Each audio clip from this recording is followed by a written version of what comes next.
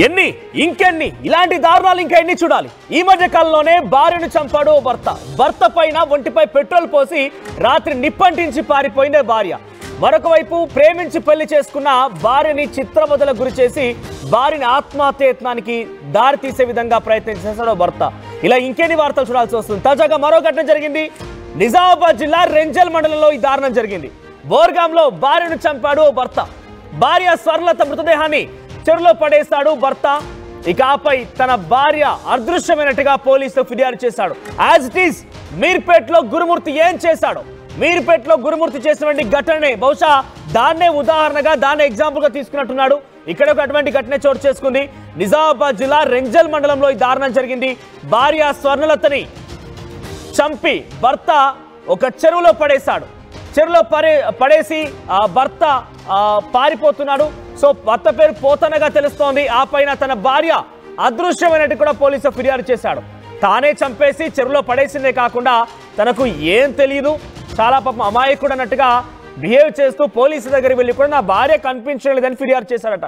స్వర్ణలత మృతదేహాన్ని చెరువులో గుర్తించారు పోలీసులు. పోలీసుల విచారణలో తానే చంపినట్టు ఒప్పుకున్నాడు భర్త. ఇక మీర్పేట్ ఘటనలో ఈ యొక్క గురుమూర్తి సంఘటన మరొక ముందే మరొక వ్యవహారం బయటపడింది. దీనికి సంబంధించి ఒకసారి ఆ కుటుంబీకులు మాట్లాడారు. వారి యొక్క రోదనలు, ఆ విషాద ఛాయలు మనం చూస్తున్నాం ఆర్టీవీ స్క్రీన్ పైన. ఒకసారి ఆర్టీవీతో మాట్లాడారు. వారు ఏం మాట్లాడారో చూద్దాం.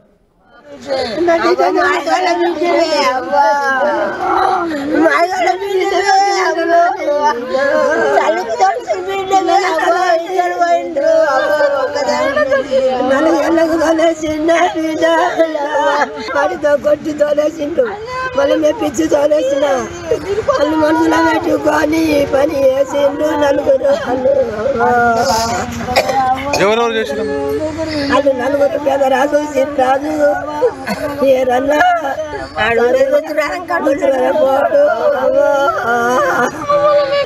మా కూర్చే అప్పుడు అందరూ వచ్చిన రోజు అప్పుడే వచ్చిన రోజు ఎన్నటికంటే నిర్మాణం చేస్తామన్నారు. అంతమంది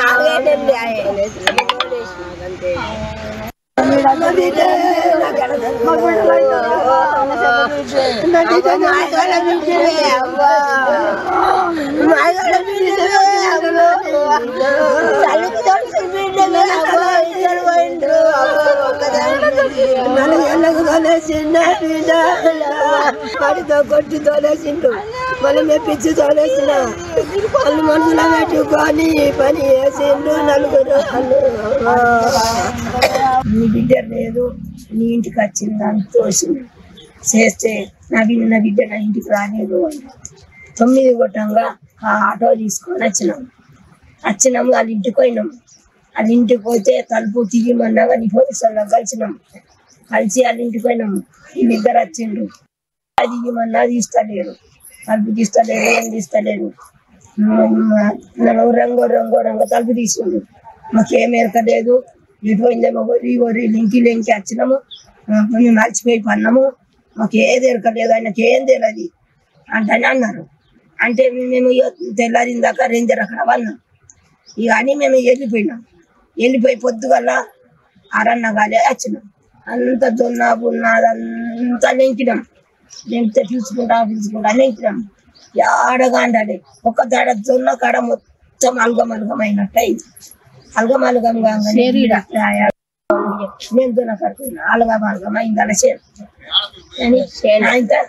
ఇది చంపేసి ఇక్కడ చిల్డ్రన్ ఎత్తేలా, ఈ బాయి బొందలన్నీ ఎత్తేలా, ఎళ్ళని ఎత్తేలా. ఈ సంపంది అయితే కాదు. ఇంటే మంది ఉంటే ఎట్లన్నా ఉరికి వస్తుంది, ఏ రాత్రి కన్నా ఉరికి వస్తుంది. అక్కడ ఏ నంబర్ కన్నా ఫోన్ చేస్తుంది, అరకతల నంబర్ అని. ఏ టైంకి చంపేసిందో ఆ టైంకి లేదు. ఇంకా తనకి పోలీసు మేము మొత్తుకున్నాం. ఉన్నాం నిన్న వెంకచ్చిన నిన్నున్నాం. ఇంత తప్ప నాకు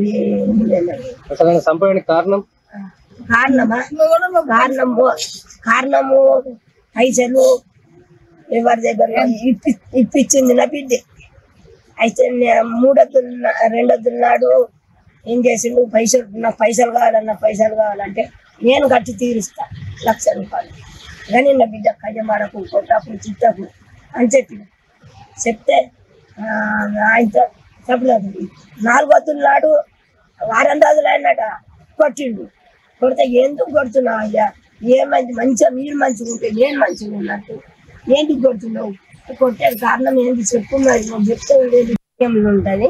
నిన్న తిందను సారు ఇక ఇట్లనే తోలుకొని వస్తే మేము మందిని మందిని తోలుకొని రా మేము తోలిస్తామని అత్తే పిల్లలు అక్కడకు పోయి తోలుకొచ్చిండు. తోలుకొస్తే బుజ్జి తోలుకొస్తే ఆయన కత్తులు పట్టుకొని పోయిండు. కత్తులు పట్టుకొని పోయిన చుక్క పిల్లగాని తోలుకొని పోయిండు. పోతే మళ్ళీ ఆ పిల్లలు వచ్చిండు.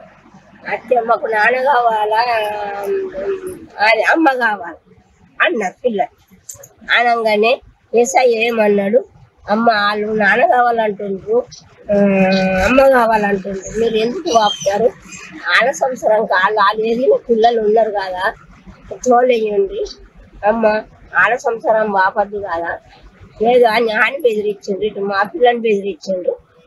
ఆయన బెదిరియంగానే మరి మా పెద్ద మనుషులు ఏమన్నారు, మీ పిల్ల బాధ్యత మా చేతులు అన్నారు.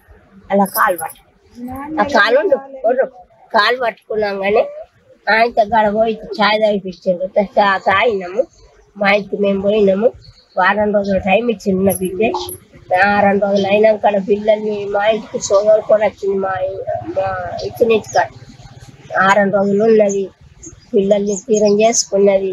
వచ్చింది అట్టే ఉంటూ చెప్పిందట హాస్టల్లో లేచి ఏమన్నదట, అవ్వమ్మ పోతావా మరి ఉంటావా అంటే, అవ్వ నీ సంసారానికి నువ్వు నా సంసారానికి నేను అని నా బిడ్డ అన్నాడు. అనగానే మరి నీ సంసారం నేనెందుకు ఆపాలని తోలేసి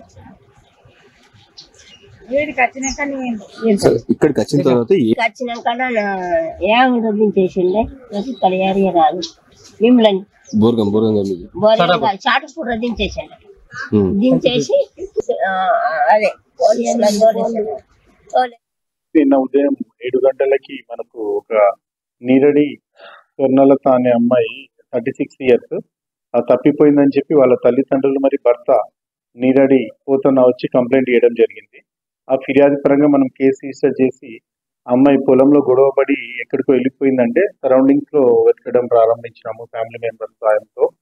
సో అది ఆ వెతుకులాట అనేది జరుగుతుండగానే మనకు ఆ అమ్మాయి భర్త చీరడి పోతన్న వచ్చి ఆ అమ్మాయిని నేనే చంపి చెరువులో పడేసేసినా నేరం ఒప్పుకోవడం జరిగింది. సో దాని ఆధారంగా మనం చెరువు దగ్గరికి వెళ్ళి ఆ డెడ్ బాడీని కలెక్ట్ చేసుకుని పోస్ట్ మార్టం నిమిత్తం హాస్పిటల్కి నిన్న పంపించడం జరిగింది. ఈరోజు పోస్ట్ మార్టం కూడా ఆల్మోస్ట్ అయిపోయినది.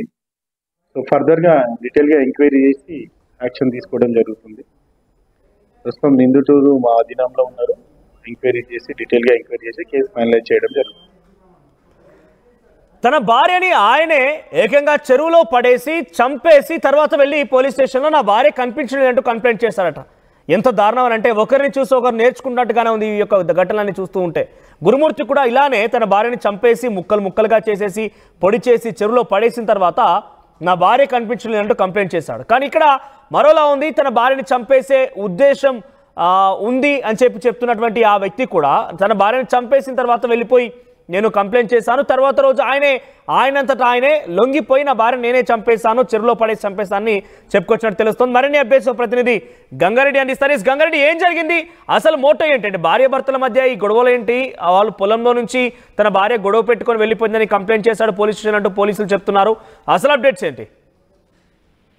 మనోజ్, గత కొన్ని రోజులుగా భార్య భర్తల మధ్య సఖ్యత లేకపోతే ఈ ఘటన చోటు చేసుకుంది. నిజామాబాద్ జిల్లాలో రెంజల్ మండలం వర్గం గ్రామంలో భార్యను చంపిన భర్త వైనం వెలుగులోకి వస్తుంది. భర్త మంగళవారం రోజు భార్య స్వర్ణలతను చంపి చెరువులో పడేశారు. చెరువులో పడేసిన అనంతరం దానికి అందరికి సంబంధించి ఆ భార్య కనిపించలేదని చెప్పి నిన్న బుధవారం రోజు పోలీస్ స్టేషన్కి వెళ్ళి ఫిర్యాదు చేశారు. పోలీసులు కూడా ఈగెళ్లాల్సే డొంకె కట్టిన విధంగా ఆయనను పూర్తిగా విచారించిన నేపథ్యంలో పూర్తిగా నేనే చంపాను, నాకు గత కొన్ని రోజులుగా భార్యపై అనుమానం ఉన్న నేపథ్యంలో నేను ఆమెను చంపానని చెప్పి వస్తున్న పరిస్థితి. ఎందుకంటే ఆ రోజు జరిగిన ఘటన పొలం వేస్తుండగా పొలంలో నుండి ఇంటికి వెళ్ళిందని చెప్పి భర్త చెప్పడంతో ఆ కుటుంబ సభ్యులు కూడా ఏదైతే త్వరలో తల్లిదండ్రులు పూర్తిగా ఏదైతే భర్త పోతన పైన అనుమానం వ్యక్తం చేసి పోలీసులకు కూడా ఫిర్యాదు చేశారు. ఈ ఘటనకు సంబంధించి పూర్తి స్థాయిలో ఏదైతే రాష్ట్ర వ్యాప్తంగా సంచలనం గురుమూర్తి ఏదైతే హత్య గురుమూర్తికి సంబంధించిన ఘటనకు సంబంధించి ఇది కూడా గొడవ కారణం ఏంటి?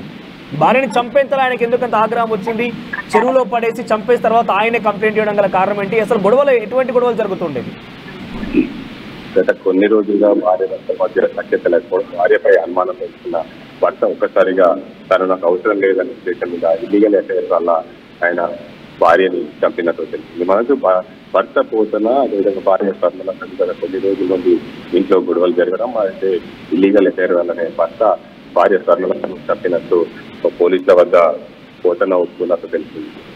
రైట్ గంగారెడ్డి, సో మొత్తం మీద నిజామాబాద్ జిల్లా రెంజల్ మండలంలో ఈ దారుణం జరిగింది. భార్య స్వర్ణలతని భర్త పోతనే చంపేసి ఆ తర్వాత పోలీస్ స్టేషన్కి వెళ్ళి నా భార్య కనిపించడం లేదంటూ అమాయకంగా కంప్లైంట్ చేశారట. ఆ మరుసటి రోజు ఆయనే వెళ్ళిపోయి ఎస్ నా భార్య నేనే చంపేశాను, చెరువులో పడేసి చంపేస్తానని చెప్పి పోలీసులకు మళ్ళీ ఆయనే తనంతట తానే వెళ్ళి సమాచారం ఇవ్వడంతో పోలీసులు చెరువులోకి వెళ్ళి చూస్తే భార్య స్వర్ణలత అక్కడ శివంగా కనిపించినట్టు తెలుస్తోంది. మరి కారణాలు ఏంటి, ఎలా జరిగింది, ఇవన్నీ అప్డేట్స్ కూడా తెలియాల్సి ఉంది. మరిన్ని వివరాల కోసం ఆర్టీవీని చూస్తుండండి. ఇటువంటి ఘటనలు చాలా జరుగుతూనే ఉన్నాయి. ఎంతలా అనంటే వరుస ఘటనలు ఒకదాని తర్వాత మరొకటి జరుగుతూనే ఒకరిని చూసి ఒకరు నేర్చుకుంటున్నారా, ఇన్స్పిరేషన్గా తీసుకుంటున్నారా, సినిమాలు చూసి అలవాటు పడిపోతున్నారా?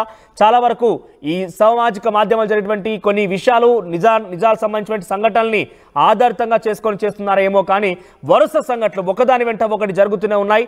సమాజంలో ఏం జరుగుతుందంటే మానవత్వం మంటగలిసిపోయింది. బంధుత్వాలు అనేది కూడా కాలరాయబడ్డాయి. సో భార్య భర్త అనే సంబంధాలు మొత్తం కూడా పూర్తిగా తుడిచివేయబడ్డాయి. చంపడాలు మాత్రమే కొనసాగుతూ ఉన్నాయి. సో ఇటువంటి మారాలంటే సమాజంలో అందరూ కూడా కలిసికట్టుగా ఉండాలి. బంధుత్వాలు, ప్రేమ ఆప్యాయతలు కొంత గొప్ప కనిపించాల్సిన అవసరం అయితే ఉంది. సో ఇటువంటి ఘటనలు ఇంకా చాలా చూడాల్సి వస్తుంది. మరి ఇటువంటి ఘటనలు జరిగిన కొద్దీ మనం కొన్ని కొత్త లెసన్స్ నేర్చుకోవాలి. క్షణికావేశం ఎంతటి దారుణానికి దారితీస్తుందో చూడాలి. మనం చూసాం మీర్పేటలో 13 ఏళ్ల పాటుగా తన భార్యని